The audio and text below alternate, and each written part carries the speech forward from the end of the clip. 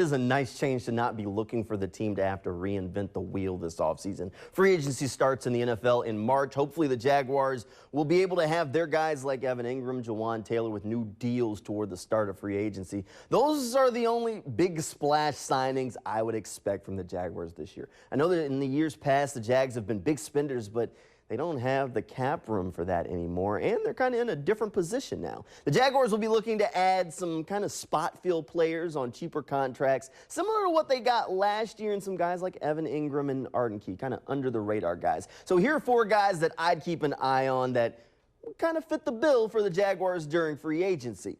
Now, the first one, Marcus Davenport. He's a former first-round pick for the New Orleans Saints. He's had a ton of injuries and even was benched toward the end of last season, but he did have 9 sacks in 2021. He's the type of young player that is worth taking a flyer on because if it all comes together, it could be a home run for the Jaguars. Davenport, to me, is probably the biggest long shot on this list because I could easily see other teams thinking the same way and willing to pay up and bet on the potential for a guy like this.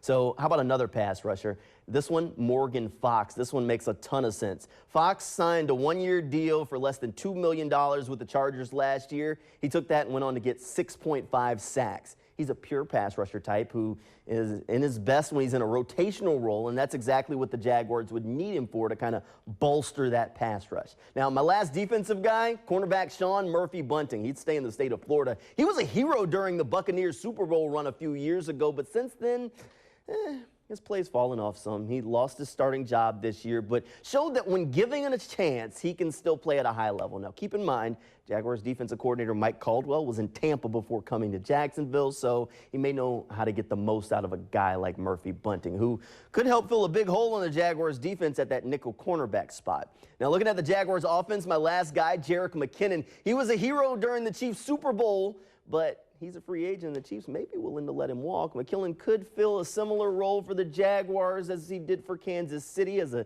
change of pace back who can excel as a pass blocker and a receiver in the passing game. McKinnon would be a nice veteran addition to that Jaguars running back group. We'll be talking a lot more about these Jaguars free agent targets in the News4Jags podcast. New episodes come out each week as Justin Barney and myself guide you through the Jaguars offseason. You can find that over on News4Jags.com or in the News4Jags Plus app.